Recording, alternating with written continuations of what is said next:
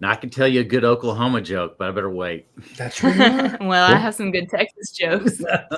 Oh, well, you can. That's how we're gonna start today. Well, good morning, everyone. Happy Hump Day. We are live and we're already rolling. So we got Brandon, Bill Tour, we got Sierra, and we got Jack from Jack's Business Talk. So good morning, everyone.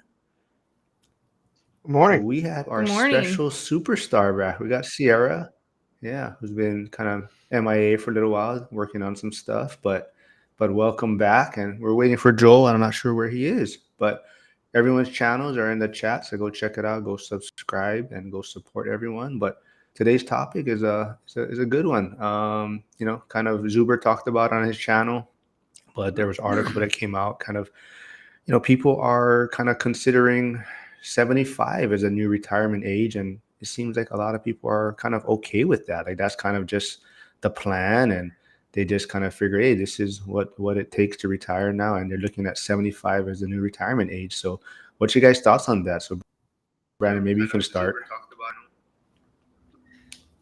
I think could be. I did not read the article, so is it people giving up that they can't retire in their 60s, and also being concerned about they don't have enough saved up money for retirement, and so if they're working until they're 75, they're running those numbers and realizing they don't have enough money to retire earlier, because I would believe anybody would retire earlier if they could.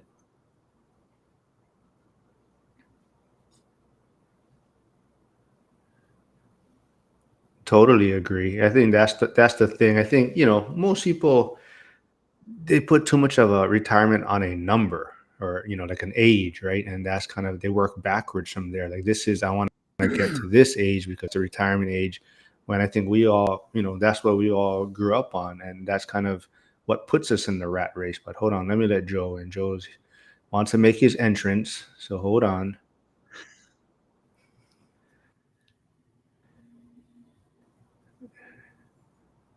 uh, so Joe, I thought I called in our superstar to replace you, but uh yeah, Sierra's with us today, Joe. So good morning, man.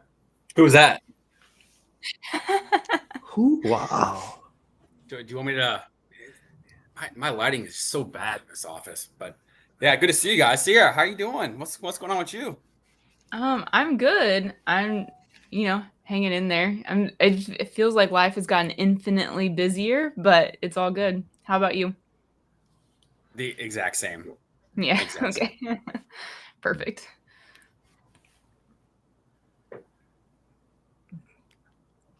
So That's am I good. considered Well, late, let's. Mark? We're already started. Is this a late? Yeah, you're late as usual, because we already had Oklahoma and Texas jokes stuff with us, and we're already talking about retiring at 75, which is right around the corner for you. So maybe you can touch on it, also about looking at retiring at 75. Yeah, I mean, there's an unbelievable quote out there talking about health, and like when you get to my age, approaching your 60s, and you want to live a long life, there's three things you want to have that are really, really strong. You want to have strong heart, strong lungs, and strong quads. Those quads and your hammies, they're gonna keep you safe in your 70s. Those strong legs keep you from falling down. The number one cause of death for older people is broken hips that lead to other stuff. So you gotta have strong legs. So when you're pushing 60s like I am, the gym, no smoking, cut down on the drinking, good to go. And always work on your Yeah, I balance. love that. Where did Jack? Oh, yes, yes. Yeah. Talking about hips and stuff. Yeah, my mom was supposed to have hip surgery. So that's another thing too, right? Like that gets, like you said, it gets me thinking about that retirement age, and how, you think you have a lot of time once you're retired, but then, you can't do a lot of things, you don't function as well. You have to worry about, like you're saying, balance, falling down, your health. So there's so much other things you got to be concerned with as you age. It's kind of like, why do we want to retire at 65? Why do we want to retire at 75? So do you think it's just a mindset thing, or is kind of also, I'm sure money and finances plays a factor. So why is it that a lot of people are so okay with retiring at 65 or 75? I think it's just a money thing. And for a lot of people that I'm seeing, they didn't have, good 401k systems or pensions and all that kind of stuff.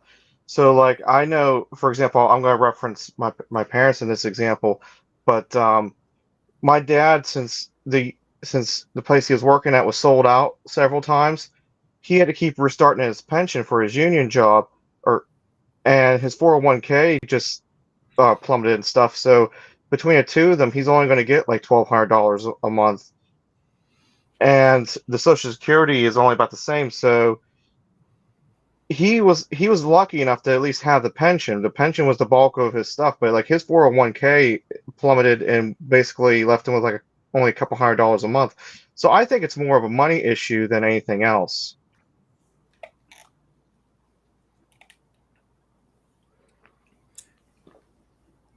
Yeah, I would agree. I watched my parents, and just last year I lost my father to brain cancer, and it was just sad to watch that. In that he worked up until the diagnosis, and then so he worked all his life till he was. Let me put the math to it. He was 75 himself, actually. And so then the last 2.5 months, he worked the rest of his life sitting in a bedridden, fighting for his life.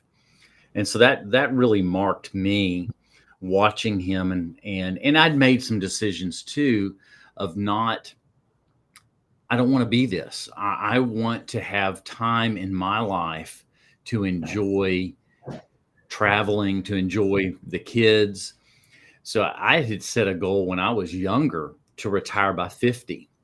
I'm 52, so I didn't quite make it. I believe there's a strong likelihood I can here in the next 4 years have some retirement.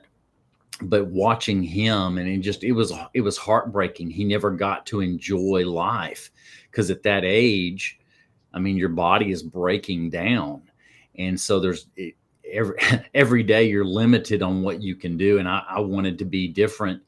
And that also, me as a Gen X, I didn't want to be what they call waiters, which is the people waiting on the inheritance of the parents.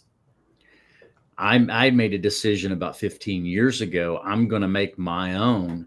And regardless if I get anything from my parents, it's just gravy. So that's kind of the decisions I made, and it's really paid dividends to where I'm just a few years away and I should be able to retire. Yeah, Yeah, we that kind of just talked. reminded me. No, There's been a few people where I work at that over the years they've had to work through like stage 4 cancer diagnosis just because they need a health insurance. And that could be another problem too, is that there's just not enough adequate insurance out there for as an option for people. Yeah, I mean, I'm going to throw one thing on top of all that you guys have just mentioned, and kind of going back to the strong legs thing. And All Night Hider mentioned, nutrition in the comments, and you know, energy, it flows, right? If you're a homebody and don't do much, right? I mean, that's going to bring down your energy levels. And doing things, working out, getting involved, and staying involved in relationships with not just your significant other, but also people, whether it be family, friends, being engaged in someone else's life is so important for the mental psyche. And so, keeping your energy levels high, I think is such an important piece of the puzzle too, especially as you get to my age and getting close to 60s and 70s. So that everybody's going to have their own things that are going to keep them, the energy high as you can be. But, people get sedentary as they get later on in life, and that's just a recipe for other things to happen. Joel, I agree with you. Thinking of, yeah, it's having a purpose. When we have that purpose, and you see people later in life where their purpose just goes away, they're not much long for this world after that. And we have to, and those purposes change, in figuring out your next purpose as we're hitting older in our lives. It's my purpose is becoming, how do I make an impact on the next generation, or maybe my I don't have grandkids yet, but maybe my grandkids or other kids, and really having a purpose which gives that energy. Yeah, I want to say a shout out to Hyder, who finally joined school. So it's great having him in the school community. So go check out his YouTube channel also. And then talking about old people, Frank has stopped by, old guy REI. So go check out his YouTube channel. Now he has After Dark videos, which is, I don't know if it's PG-13 or not, but go check out his channel also. And Trade Better had a little life stuff happen. So he was supposed to come out with his first YouTube video on Friday, but he's finding out how it's a little challenging. And I think we've all discovered that also, right? You think it's easy putting out some content, and after you're like, oh man, it takes a little bit longer. But I believe Sierra, you're the youngest one here, right? Jack, how old are you? 35. Sierra, you're 33. Yep, I'm about to turn 33 next 2 weeks. Yeah. Oh, gee. So, I mean, is retirement even a thought for you? I mean, like, are you guys thinking of a certain age, or what? How are you guys approaching it? I really like how it's phrased when people say it's work optional, because the term retirement really makes it feel like it is the end of something. And I think the freedom starts as soon as the work is optional, and you get to just have that autonomy over what you're doing. And I hope that the people who are reconsidering at age 65, if they want to work another 10 years, are just doing so because they either love what they do and it doesn't feel like work, or it just feels like a great option to keep, the health insurance benefits, and that makes them, feel more secure and happier, and it keeps a social life. I mean, for a lot of people, when they stop working, I mean, that's the end of their social circle as well. So I think that it can be a great thing to keep working later in age, but if you feel like you have to financially, then I think that becomes the weight that really makes it a negative experience. As far as my thoughts on it, I mean, having work optional as fast as possible, I mean, that just seems like the move. And I know that I wish I would have done a lot more to launch businesses or just earn more when I was younger. And I know a lot of people feel that way about having kids too, right? They think back like, oh, I wish I would have done this when I had a little bit more energy, or didn't wait till everything was perfectly planned, just because it would make it a little easier. So I just think that capitalizing on every opportunity that presents itself to me at this point, and then retirement, using the rental properties for that seems to be the fastest way there for me. And so that's kind of the path that I'm on, but I haven't thought about a certain number or a certain age to associate with it at that, like right now. I think Frank's birthday's on Friday. He said he thinks he turned 21. I think he's having a hard time remembering, but I told him don't start a fire with all those candles. But it sounds like old guy's having a birthday. So happy birthday, man, and go have a night out with Cynthia. But what about you, Jack? You're the second youngest on this panel today. So how are you approaching retirement? How are you looking at retirement? I kind of agree a lot with what Sierra just said, but it's more for me a money number, and I'm just trying to work as hard as I can, trying to pull in as much cash flow as I can between starting up different businesses and real estate and that kind of stuff. I don't mind to continue working part-time or even volunteering after I get closer. But my big thing is, for me, Cynthia doesn't necessarily have the best of health, so I'm really just double downing on what I can do to try to get her to financial freedom, because realistically, I can realistically see not having her in my life, like 10 or 15 years down the road. I could see one of the cancers finally getting her, because in the short time that we've been together, she's already gone through 3 rounds.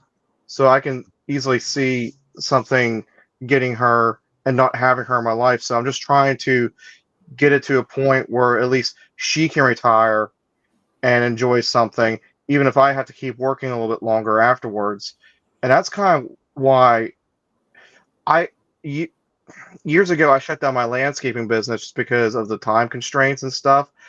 But I'm actually seriously thinking about bringing it back because it did make good money.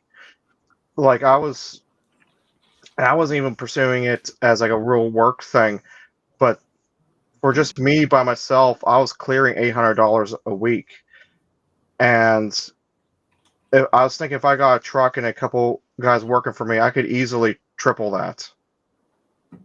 But that's where I'm at. I just need to bring as much as I can, and I don't care if in the next 10 years it takes me just to get financially independent. I just want to get Cynthia done with the rat race.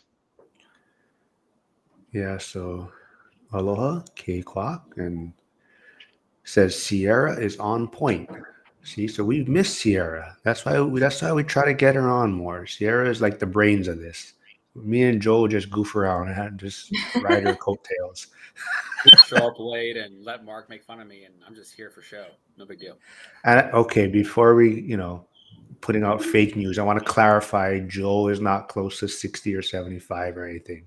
Just want to make sure that is known. But Jack, you did mention cancer, and I also want to give Trade Better Harrison a shout out. So that was him, right? He worked through cancer, he battled through cancer, and that was something too. He gotta keep that insurance, right? So, but that's awesome, Harrison. So great job out there, man. But I want to just come back to what Brett was talking about with purpose, and I got excited looking at I did a YouTube live on Sunday night, and I'm kind of gearing up to release some point soon my next season on the podcast, 100 Stories of Increasing Income. And in the title of the live, it's just a simple fact that 56 million households are not making $60,000 a year. Who can live off of $60,000 a year as a household? It's just, you can't in this environment. And one of the things, that's obvious is that we've been in an inflationary environment, and your dollar, for going into 2020, your dollar is now purchasing, goods valued at 75 cents. We've lost 25% of our purchase power. And as I was preparing for this live, I didn't realize I hadn't looked at the median income chart in a while, but median income has actually gone down from where it was in 2019 from an inflation adjusted percentage. So your dollar is devalued, it's going less far, and income is flat or down. So clearly people are struggling to pay their bills. And so when it comes to purpose, I mean, yeah, you have all the greats that have been out there that have done all the personal finance and, self-help stuff, the Tony Robbins, the Stephen Covey's, all kinds of great people out there, but they haven't reached everybody. If 56 million households are still struggling to pay bills, people clearly need help. Maybe they don't want it, or they don't know that they need it. But I think all of us here have a similar purpose of trying to pass on knowledge to the next person who needs it. And that kind of comes back to my purpose. And if I can help somebody get a little bit closer to getting ahead and saving money, I mean, I keep talking about if you can add an extra $1,000 of income into your world, what could that do to someone's budget? But not only that, their psyche. You start to have some wins, you can start stacking, and what does that do to someone's mental confidence? And so that's what I love about jumping on to these lives with Mark, is that we have people on here all the same mindset. Yeah, so go check out Joel's YouTube channel and get ready for next season, his 100 episodes of Increasing Income, and see what special interviews he had, who's on there, who's from the community that pops up. But yes, Harrison, I'm happy to see Sierra back also. We need some class on this thing, these lives. But welcome back. But morning, invest to wealth. But yeah, we got everyone tuning in. So Yeah, I mean, so how are you guys looking at it now? Is you guys looking at it at a like a cash flow number that you guys want to hit, or is it still somewhat of an age? Like Brandon, you kind of mentioned, like, right, you started a little bit later. You're already doing great, like in the real estate side, right, from the sales side, but then you started getting more into getting your own investments. So are you looking at it still as more of a certain cash flow number? It is a cash flow number. A few years ago, and I want to say now it's been about 15 years ago, went to a conference and listened to a study on those that had wealth. And the typical wealthy person has multiple streams of income. And they said it was a minimum of 5 streams of income.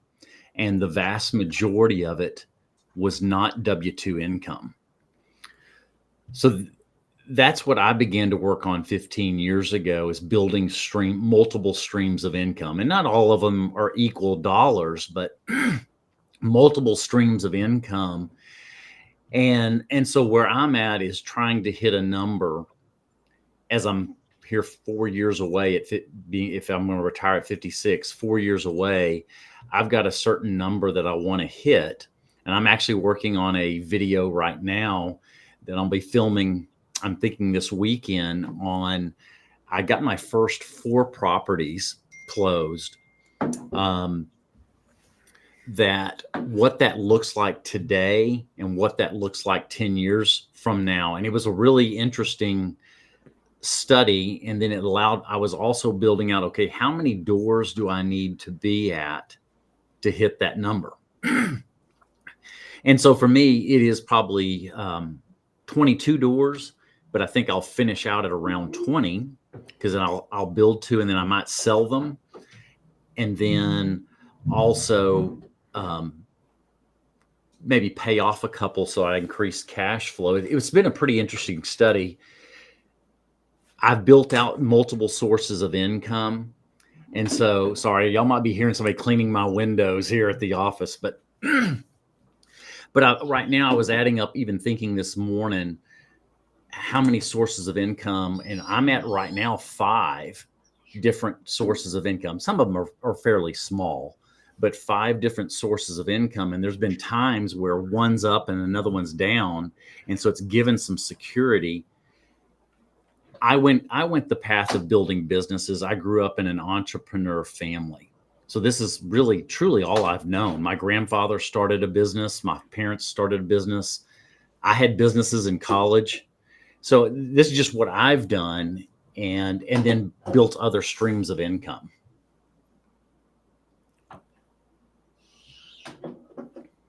And go check out Brandon's YouTube channel, Build to Wealth. And speaking of income, can someone at least super chat me my first super chat to see if it works? I don't know if I've been works trying yet. to work on it, and I cannot Okay. get my payment. Okay, I thing don't know if it verified. works. That's I'm why, working on because it. I have no idea what that whole partnership thing is, and I'm still trying to figure out what that means. But I'm I on thought it. somebody would have did it by now, Joel. But anyways, Won't be able to figure it out fast. Us boomers are tough with technology, bro. hold on. Let's see. There's a question. Harrison says, Brandon, did you ever want to do a W-2 job? Oh, well, I mean, I did. I had a couple of jobs. I wasn't always a business owner. So I worked in banking for years. So I would say, here I am, 52. I probably had about 15 years, maybe 20 years of my working life, I was in a W-2 job. But I tended to struggle with that, in that I always had visions of starting businesses. So even in banking, I was looking at things. How do I learn how to build wealth and do businesses? So when I would talk to some of the banking clients, and I was talking to clients here in the area that were multimillionaire and decamillionaire people, and I would be asking them lots of questions of how they got to where they were, because I used the banking career as leverage to learning how to build a business. So I did do it, but I didn't do it for long.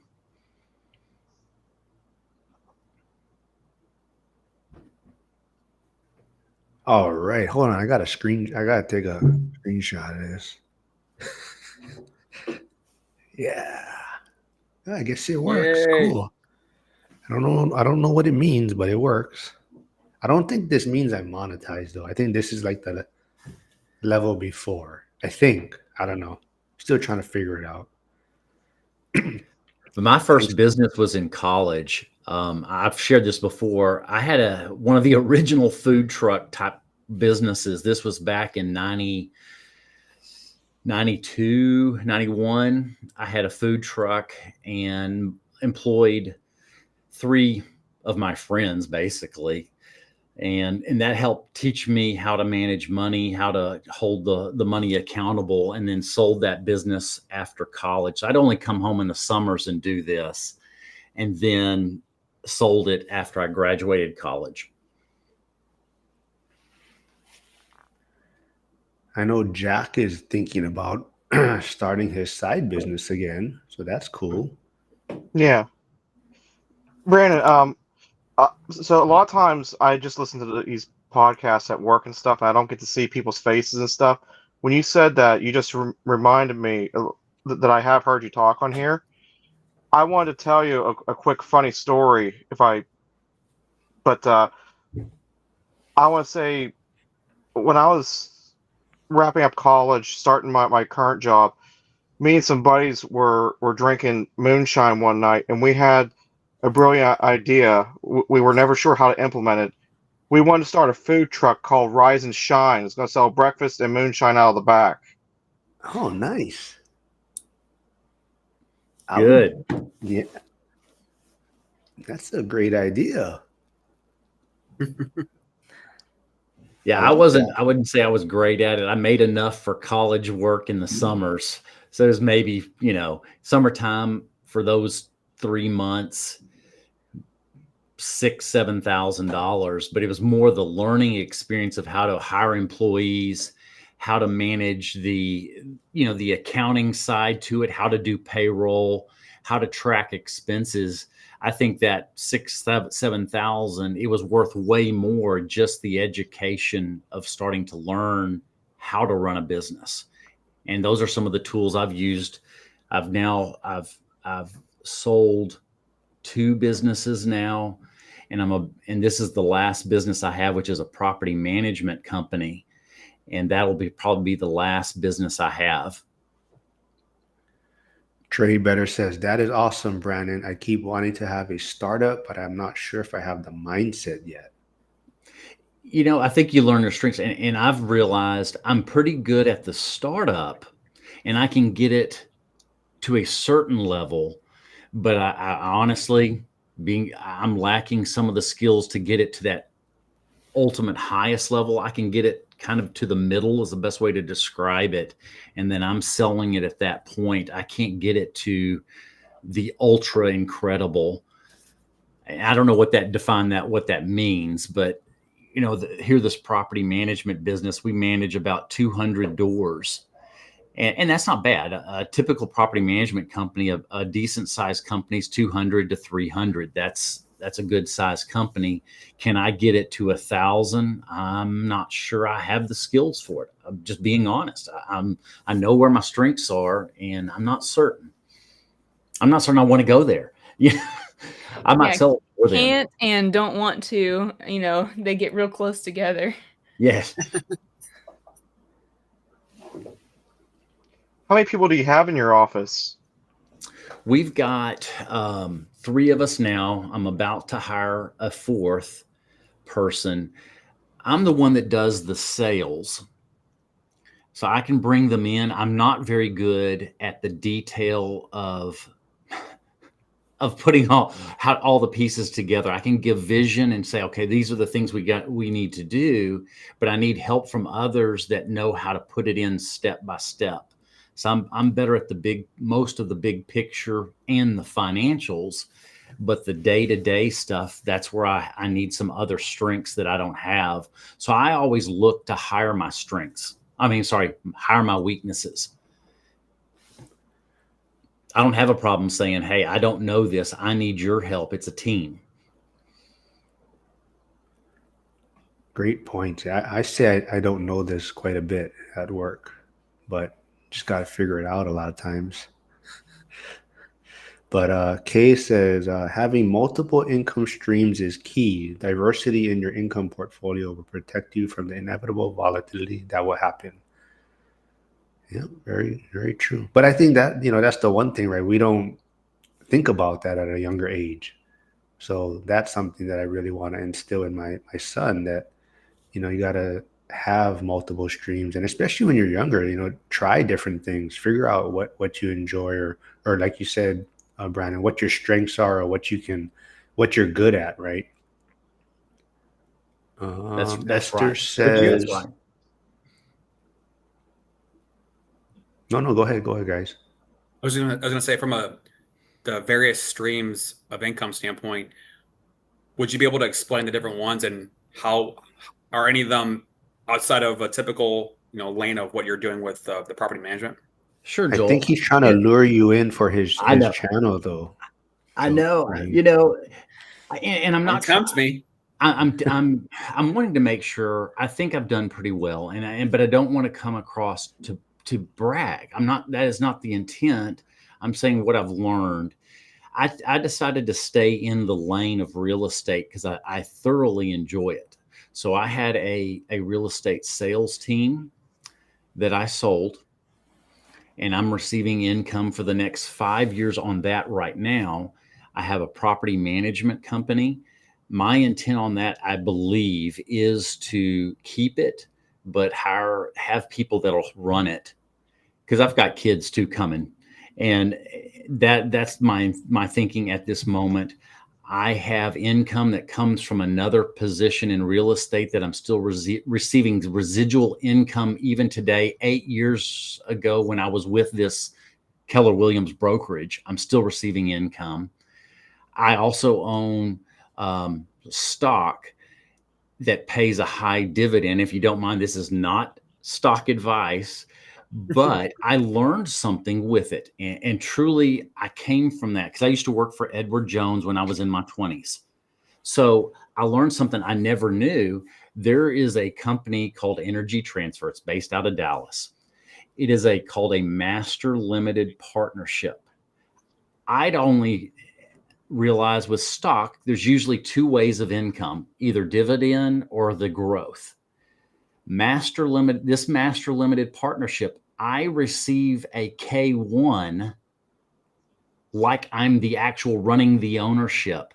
And I got even though the stock went up in value, I got for my percentage of ownership, a negative K1. So I could reduce my taxes with it, owning this stock. But the reason I bought it, was when I bought it at that price, it was paying a 9.2% dividend. So I bought it for the dividend. It's a very stable stock for me. It's a very stable stock because it's a high dividend energy stock. So I bought that for income. Who wouldn't like 9% return on your money? And that's what I looked at it as. Now, granted, it has gone up in value for me from when I bought it. So I've got a little bit of both, but I didn't realize you receive a K1. I never knew that. So you mentioned a negative earnings because from the K1, but yet positive dividend. Is it depreciation or what's going on? It's depreciation. So think about all the tax advantages we get from real estate. The same thing goes with energy. Energy companies have tons of depreciation and write-offs, even though they were profitable. Because of however they're doing their books, because I'm not there, they're receiving it was a loss due to whatever they were getting in deductions. And I got a piece of the loss based off the percentage of stock that I owned. That was totally new, that I did not even understand was out there. And maybe that's just my ignorance, but I never knew that. So that was a stock that was making money 3 different ways. We all teach it that real estate, you make money 5 different ways. What other investment do you have that you can make money 5 different ways? I'd always said I'd only know of one that you could make money 2 ways. Well, now I know one that you can make it 3 different ways, but real estate's 5. That's awesome. Kay says Brandon is rich dad and rich dad, poor dad. But we do have a question here. And like I said, Esther, there's no dumb questions. And I think, this is something maybe closer towards retirement or, you might something you start thinking about. But her question was about having a paid off property. Let's see, where is it? Right here. Okay, so do we need to be concerned of paid off investment properties to get sued instead of still having a mortgage? So what is your guys' thoughts on that? I think the best preventative way of getting into a lawsuit is just keeping up on the maintenance and making sure that there's nothing really going on. Like you don't want to leave a handrail that's loose for years on end. If there's problems with the building, make sure to address it in a timely manner, and that should take care of most of your potential lawsuits right there. And the other thing is just try to get ahead on your repairs. So like, don't let a roof go to the last year that it's possibly good. Just within the last 10 years, try to focus on getting enough money to get the roof done.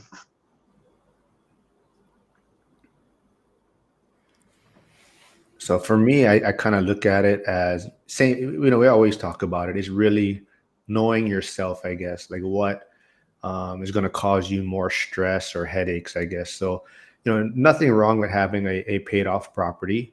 But like Dion always talks about too, is kind of, your lender or the bank is your partner, right? So if you have a mortgage on it, you kind of have a partner in this asset. But at the same time, some people stress out about having a mortgage where it's something that weighs on them. They don't like having debt. And that's one way to look at it. So if having a paid off property gives you a peace of mind and more comfort, then that's how I would look at it. But at the same time, I hate to always bring it up, but like people in Lahaina, a lot of them, because of the fire, they had paid off properties. But a lot of times, because you don't have this bank as a partner anymore, you may let the insurance either lapse, or you may not pay attention to your policy, and you may not have enough coverage, where the bank would probably step in and be like, hey, you got to increase your coverage. You got to do this because, we're your partner in here, right? So I think you got to look at it and understand yourself. If you're someone that's going to stay on top of your insurance policies and things like that, then, having a paid off property is fine. But that's also why you may want to have a mortgage or have this. You don't have to have a high mortgage, right? You can have just something to where you do have a partner in this that's going to kind of work with you and make sure that you have the right coverage and things like that. So you really got to know yourself, but there's no wrong way to do it. You could even have debt. Sorry, go ahead. No, go ahead. I was going to say real quick, you could even have debt on the property without necessarily having a mortgage by having a HELOC or something like that. And that will able you to get help from the bank too. Yeah. Very true. I was just going to say that, when you're in times of high inflation, like we saw 21, 22, the rich get richer. If you've got a $5 million property or portfolio, and your value goes up 25% in a couple of years versus somebody who owns nothing. Imagine the difference of wealth creation, at the top and the bottom. It just continues to widen. And so at some point, I think we all are expecting rates to go down. And if rates come down significantly, inventory is low, they're not building houses fast enough. 40% of homes are free and clear. Of the homes that have a mortgage, 59% have a rate below 4%. Those people are probably never going to sell. So inventory is tight, supply and demand, obviously matters. So if rates go down, prices will probably continue to go up or stabilize.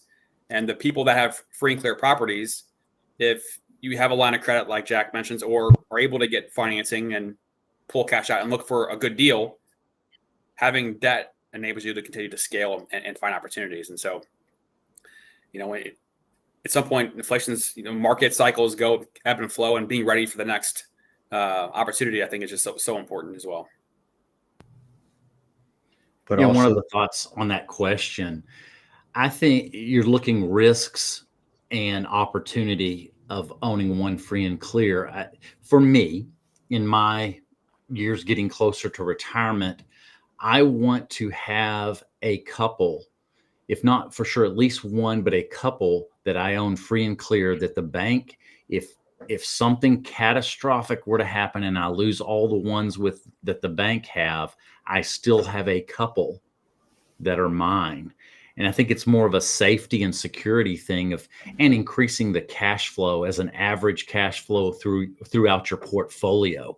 That's one of the things that I'm looking at when I do this video coming up.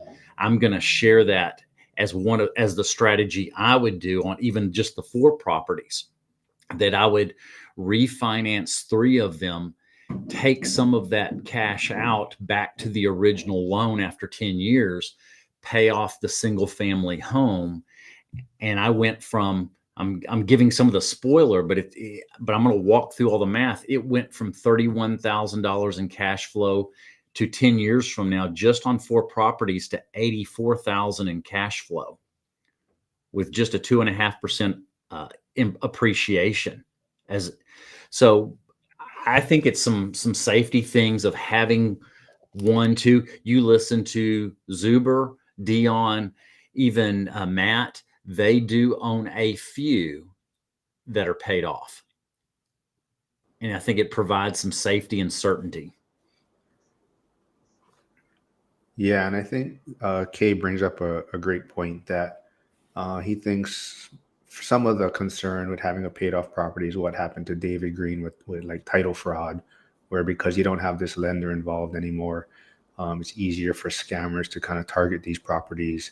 And a homeowner may not know that their title on the property has been compromised and whatnot. So I think that is one concern with that. But like Jack mentioned too, you can also just take out a HELOC, and then you don't have to use the HELOC, right? You're only going to get charged typically on the amount that you're going to use, but taking out that line would be one way to prevent that.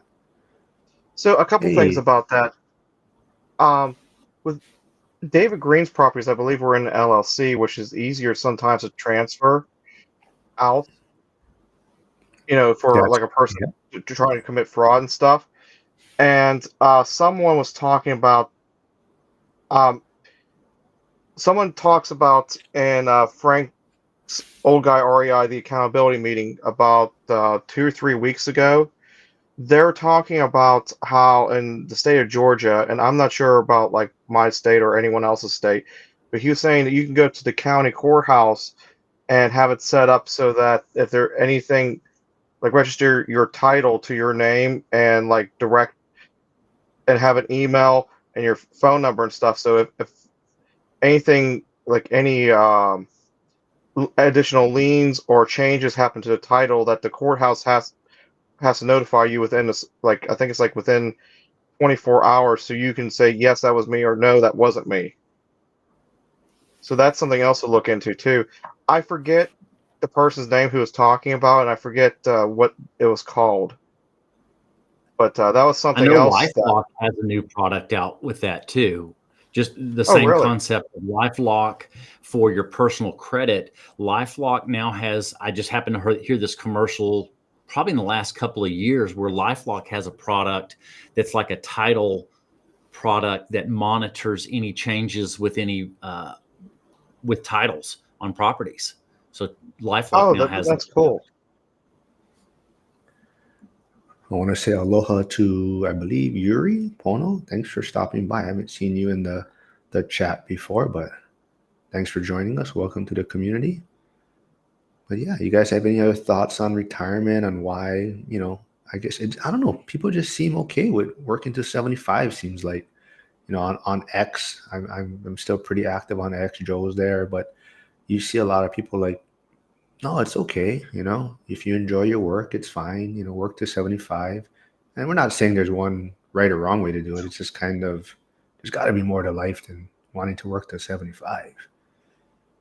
I think the people that are the least worried about either A, like their job and don't mind it, or plan on working a part-time job that they can somewhat enjoy, or B, already kind of knew in the back of their minds that they were going to be working that long anyway.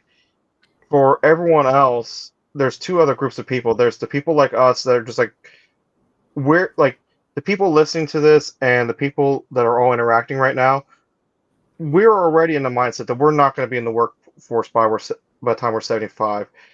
I think what's the longest one here that's on the stream between the five of us? 10 years potentially, and we're going to partially be retired. So none of us are worried about 75. And then you have the ones that aren't going to click on this, that don't know, that those are the people that are freaking out because they don't know what to do.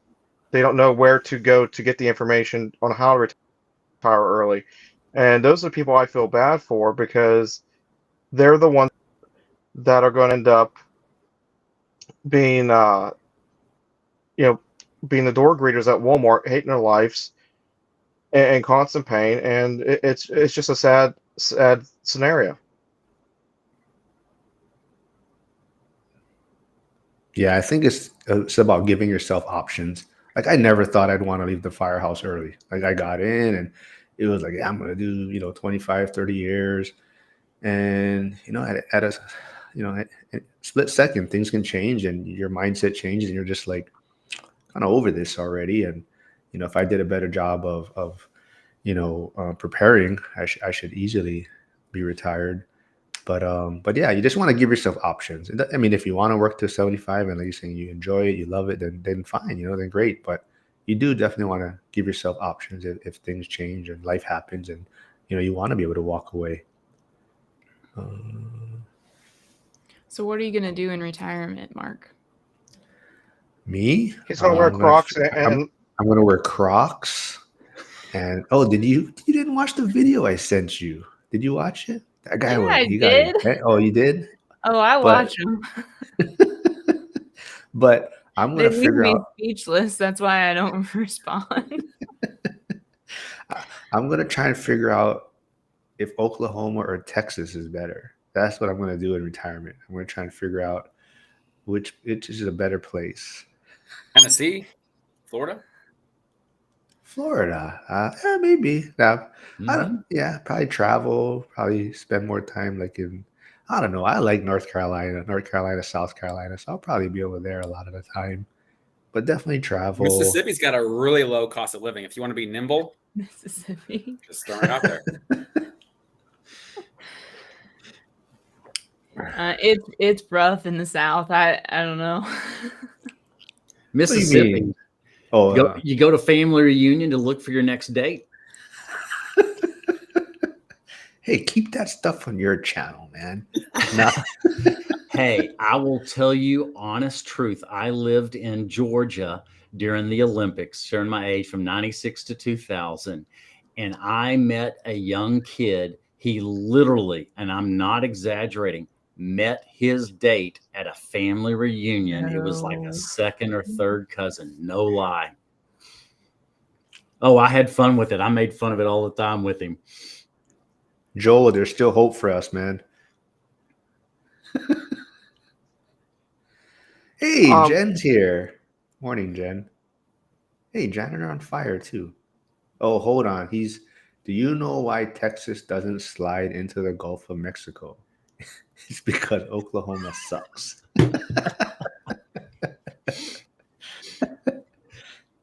Interesting. There's another one. Oklahoma has a joke about Texas. Know why Oklahoma is so windy? Because Texas sucks and Kansas blows. Oh, man. What about Arkansas? Can we throw an incest joke in there? All right, we're going off topic here. Jen came here to get information on retirement, but Jen's gonna throw a ORAT event.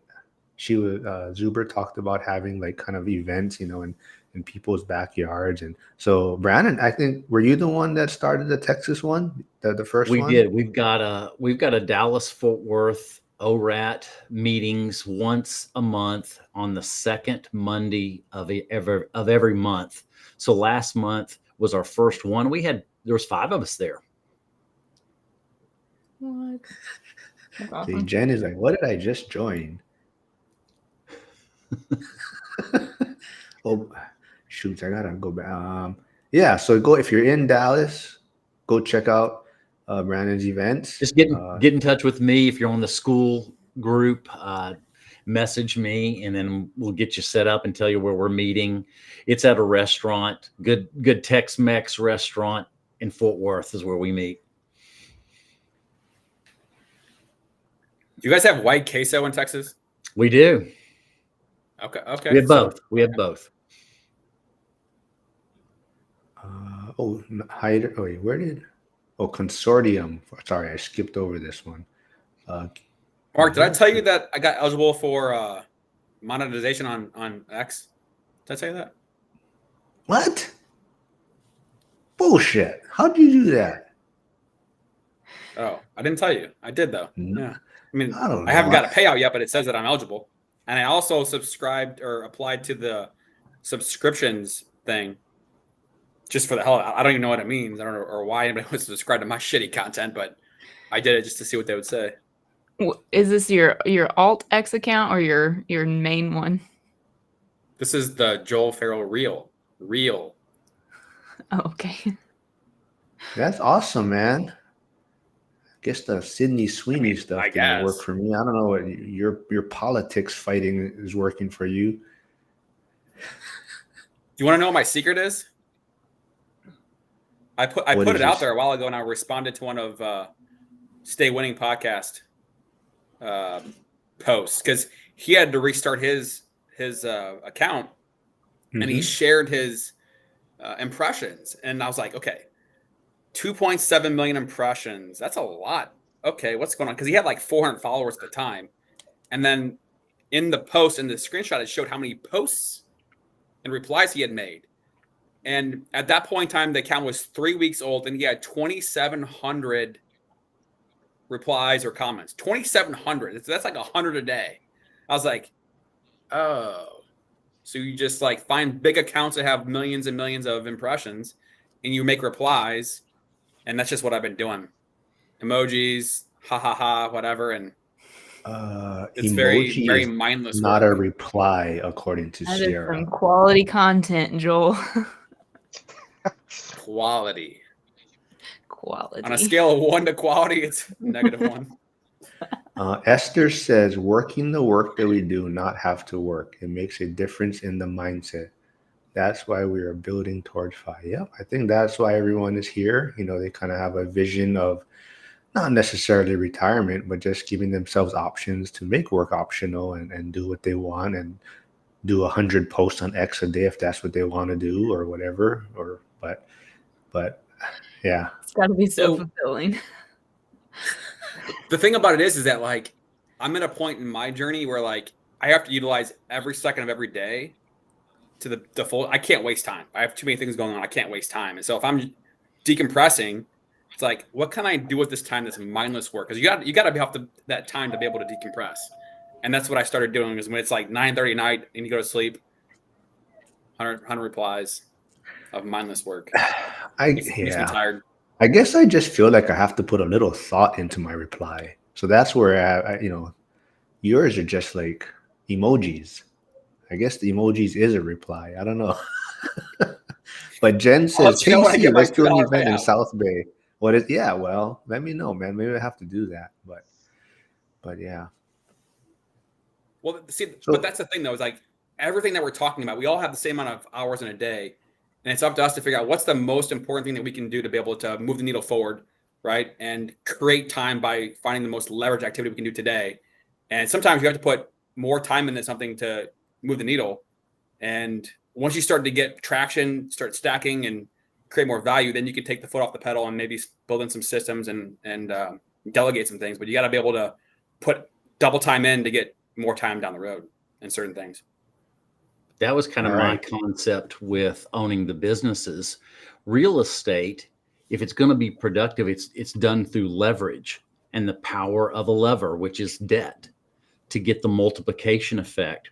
Me and building these businesses, I don't do the day-to-day. I hire the day-to-day. It's the same principle in leverage.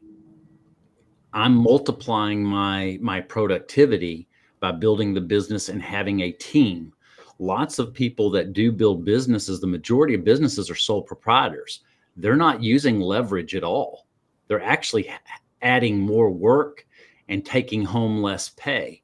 It's somebody that's willing to build a business with other people that know the power of leverage and multiplying your work. There's only a limit, Joel, like you just said. There's a limit to the amount of hours we have. So that how do we maximize it is through leverage. And there's multiple ways of leverage. Do you have a system or a process that you've outlined that you typically use when you build these businesses? And do you go by a certain process or outline system, or is it changed? Or how do you have to build systems and processes. If you're going to have a business that can be sold, it has to be systematized so that the person, that's where the value is. We all go, and I'm just going to use Chick-fil-A because we know the experience we're going to get because everything is systematized. Same thing with McDonald's, you name it. The best companies built out a company that is very systematized, that you get the same experience every time. The other reasons you have that is because then if things break down, if it's all put down in a system, you can dial in exactly where the breakdown is happening that much faster. If you're doing it differently every time, you don't know what actually broke down and why it broke down. But if you're doing the same things at a high level over and over and over again, and then something's changed and things are breaking down, you can get to where that process is that's causing the issue that much faster. And it also helps to easily raise the standard when you have a system. Looks like there's a meeting being formed in our chats. It looks like there's going to be a San Diego or Bay Area type of thing going on for the ORAC community. So awesome, folks. So Jen, head that up. Zuber called you out on it. So go set that up. Jack's going to have one in Pittsburgh, right, Jack? I wouldn't mind actually trying to have one in Pittsburgh. I just don't know who would want to come. Put it out in school and see if there's any others in your area, because that's what I did. We didn't have anybody. I purposely put it out there to see if the interest would come. And you have to start somewhere. If it's two of you, you start there. In this last group, we had one of the people from school that brought another investor that has a similar mindset. I know we want to build it around school, and I agree with that. But then you want to bring some others that have that similar one rental at a time mindset and let it grow. And for us, I mentioned it to our group, being careful of the group devolving into something we don't want to be a part of. And so we're going to protect the culture of the group of kind of what the one rental at a time mentality is. So we are going to have some culture norms. Not saying we're going to blackball somebody, you know what I'm saying, but we're going to have a culture of this is the kind of investors we want to be a part of this group so that we can have quality conversation. Yeah, that definitely makes sense. When Zuber was talking about it yesterday, I was kind of thinking to myself, it's like, well, how hard would it be to try and get 5 people or so to meet at a coffee shop or something like that? Yeah, You you gotta guys start play somewhere. a cash flow board game, right, Jack? Yeah, could do that. But Esther, they're talking about standard operating procedures, and Esther says, I realize that SOP is important even in my real estate investment starter, including record keeping and filing system. It can get overwhelming. Yeah. So I think I don't know, Sierra. I don't know if you heard, but Chester closed on his first property. I Wealth did. I building saw journey. that. So, but he's finding out all the paperwork. So he says it's never ending. Like he's going nuts. It's But crazy how messy it can get so quickly, even with just one. I mean, it truly is a bookkeeping job nearly to either start a business, run a business, be a sole proprietor, be a real estate investor. The amount of things that you need to track and stay on top of, it truly is a lot. So having some sort of system, and the easier you can make it, the better, because you won't do it if it's not super easy. At least that's what I've noticed. Like if you have to sit down and have a whole office day where you're going through receipts and stuff, like I don't know, I don't have time for that. And I have a lot of time probably compared to most people, but I've noticed that like if I just take a picture on my phone of the receipt and I put it in an album on my phone immediately of like 2024 rental property receipts, and then when I sit down and have time to put it in, which is going to be right before I file my taxes, I have everything in one spot at least. Same with like tracking my mileage when I do stuff for my business and I want to deduct the mileage expense. I have an app that will track it for me, and then at the end of the year it sends me a report. So that's one of the ways that I guess I use leverage, even though I don't work with other people typically.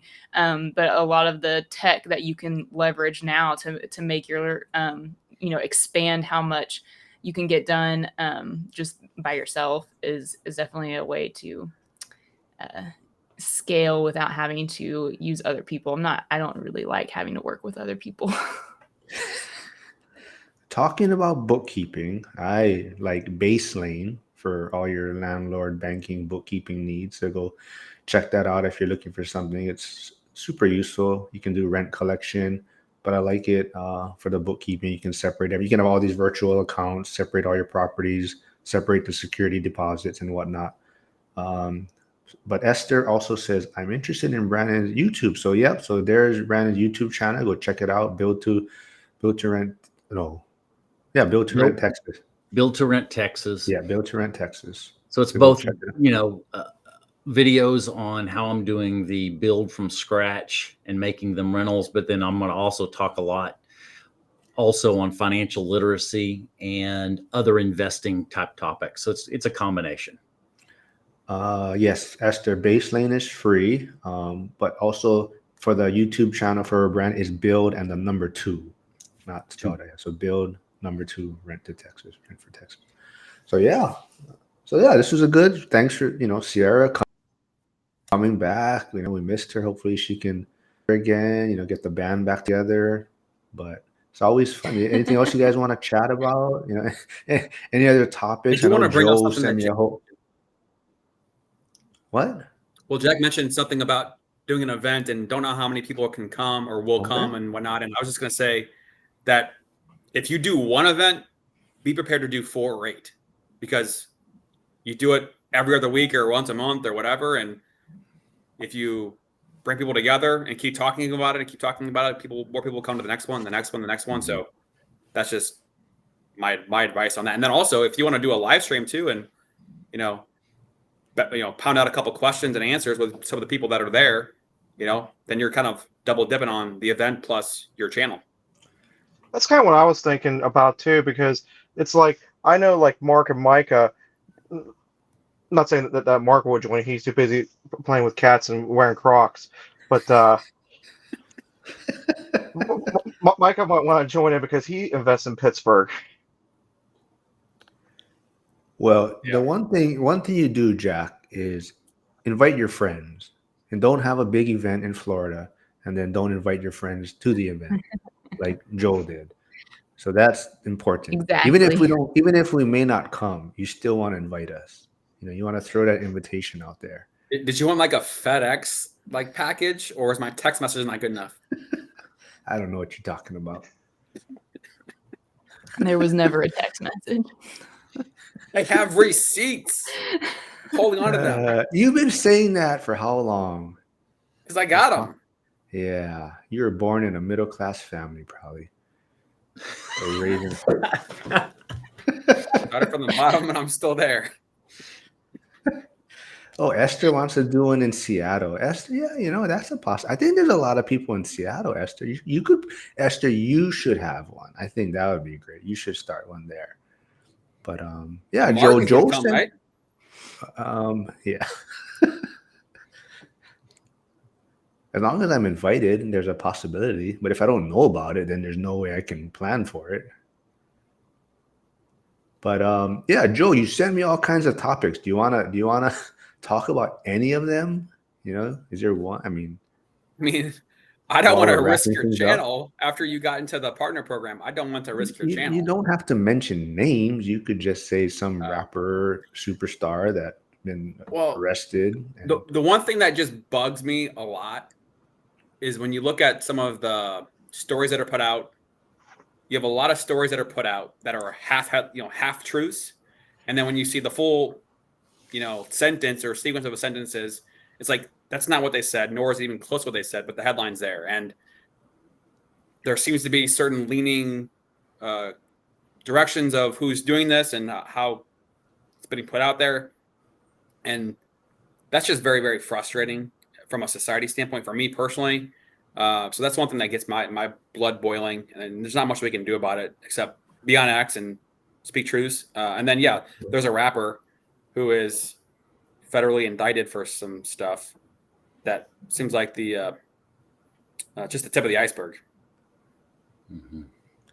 Yep. It's going to be interesting to see who starts changing their tune on things, and you probably know maybe they're involved in it, right? Or maybe there's something on them and they're changing their tune on things. But I forgot Janitor on Fire was here. He made that comment about, what was it? He commented about Oklahoma, that's right?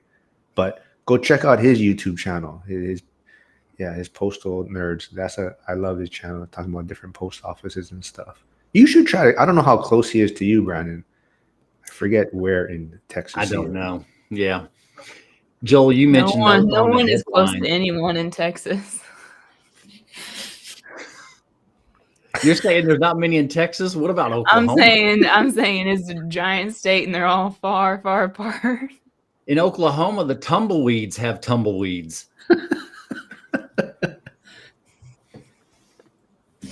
No, just playing with you. I have family in Oklahoma too.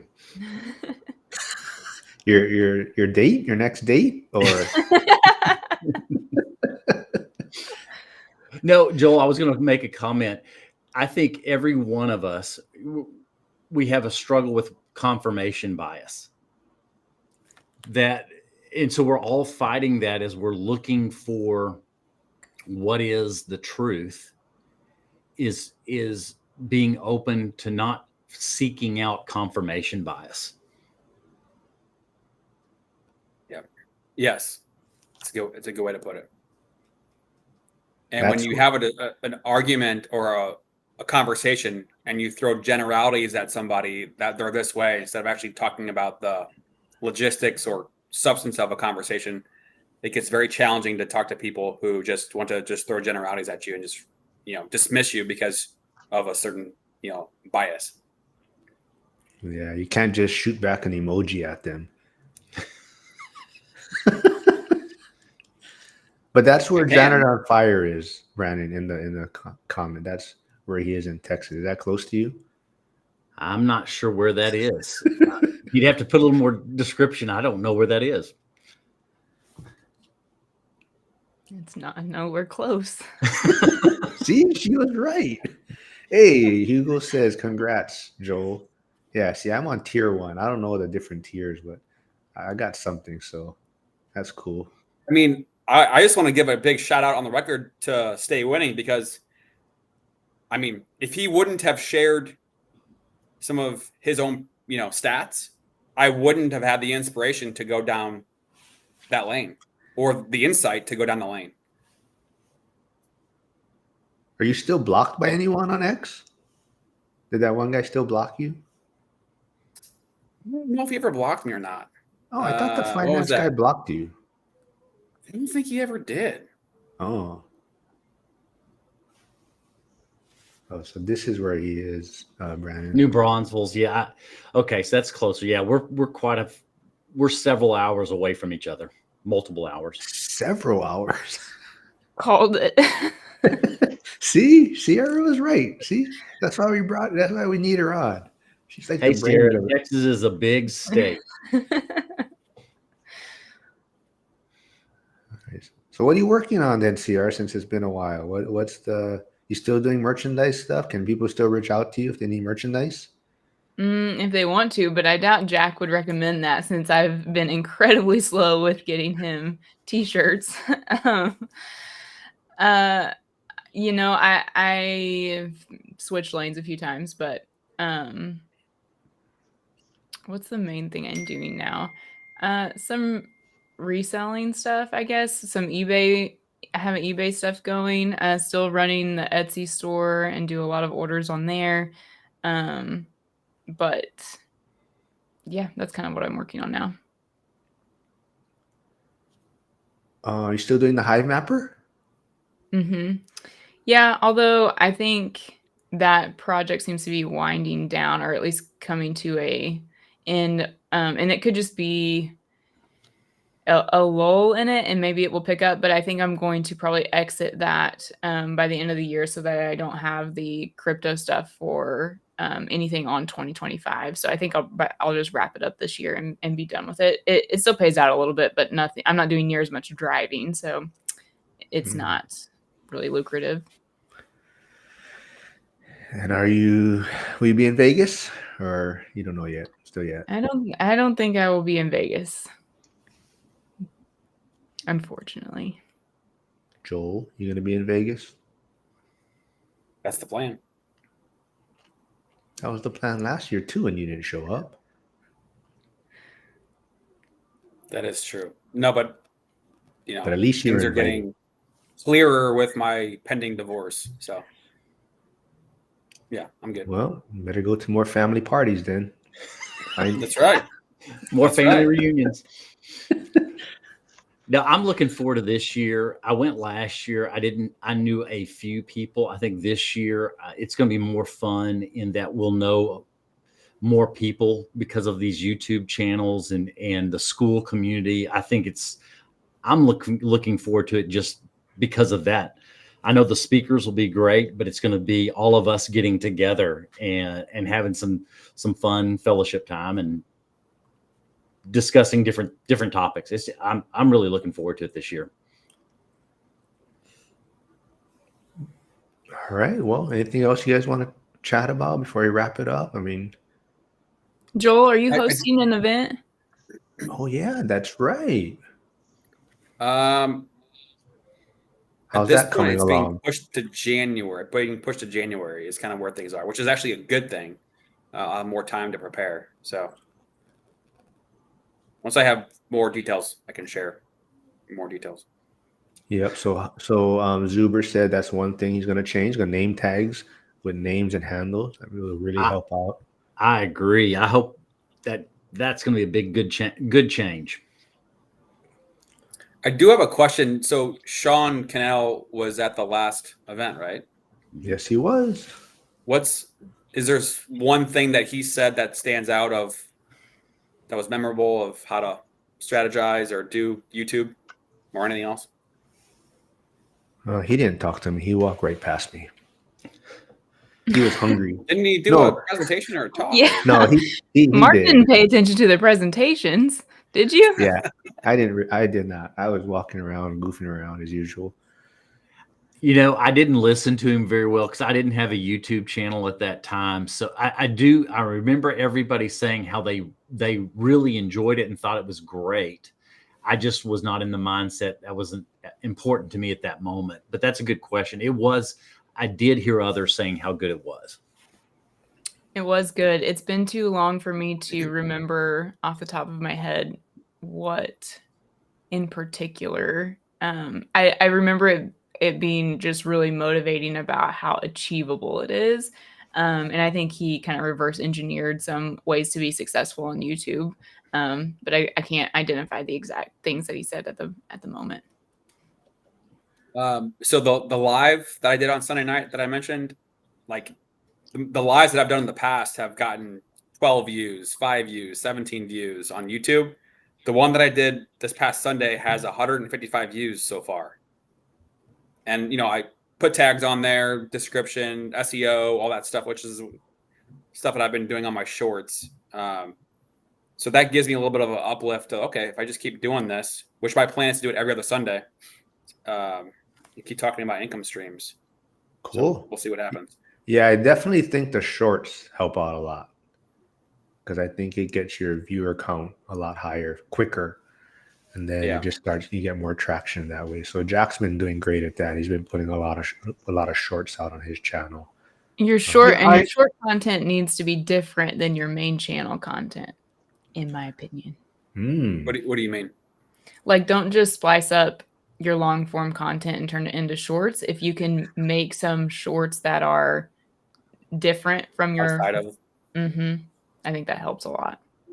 gotcha. Hugo said Joe put some baddies on there. Good job, Joe.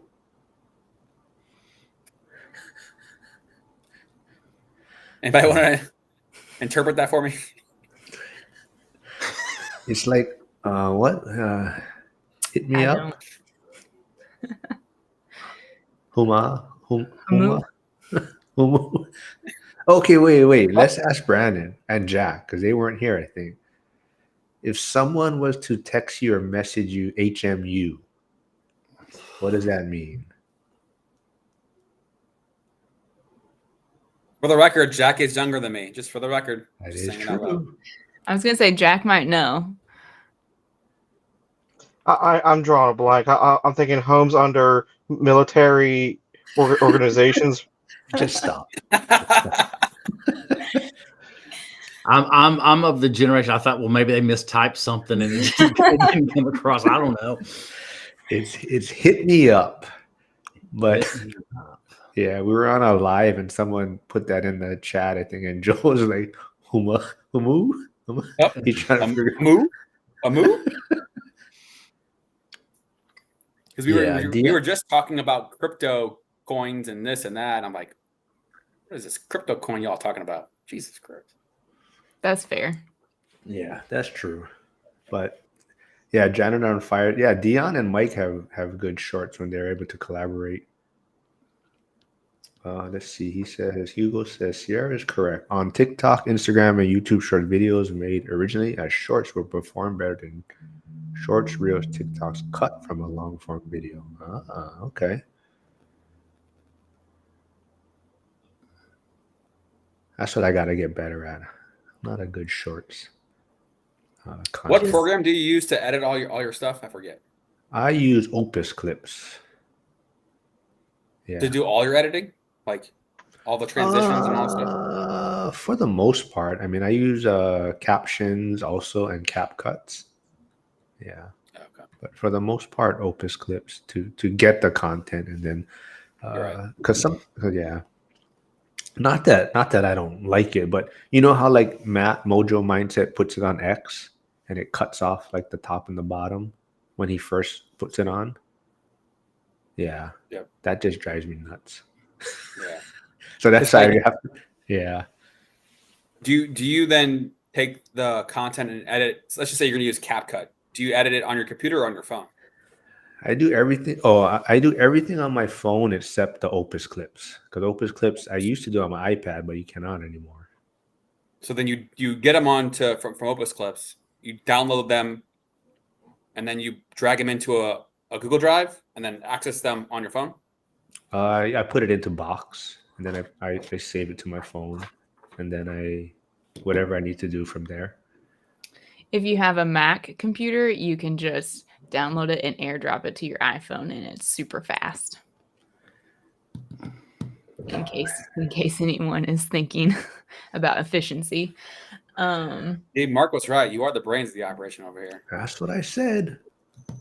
So we need her on a regular basis. Well, Yeah, I use AirDrop quite a bit for my iMac. It is. I agree with you. it's so much faster than having to go from PC to get stuff on your phone. Well, that's why I used to like using my iPad. I could do everything from my iPad before, but then when they brought out the new Opus Clips, then now the editing feature doesn't work on it on my iPad. Yeah, that's unfortunate. You could just always edit within the app, like if you're doing a reel, and then save it before you post it, and then you can put it on YouTube or vice versa. Yeah, you lost me on that one. I gotta think about Like it. if you go into YouTube and you just hit create short and you film it in the YouTube app, then you just save it to your phone from there, Oh, post yeah, it on yeah. YouTube, and then post it on Instagram. And those perform better. And all you have to do, Mark, is like just grab a cat and film some content, and your shorts will perform. Cat and Crocs, and I don't think I've seen anything with you and your cats and some Crocs yet. So I'm trying to shelter my cats. They're not made for camera. oh my gosh, identity protection. Yeah. Hyder says, yeah, HMU. He had to figure it out on his own. So yeah. Okay, all right, Joe, you get a pass then. Hugo I says, think I'm have you gonna borrow seen your Cynthia's cat. on XTV? I don't know. Yeah, I don't know is what that It's means. a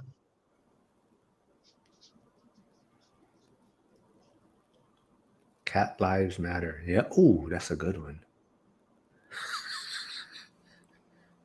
Do a live. With All right, the now cat. we're just getting off. Now we're getting out of control here. All right. I mean, some of what do those you get? TikToks are just unreal. Unreal. They're killing the dogs. They're killing the cats. No, no, no.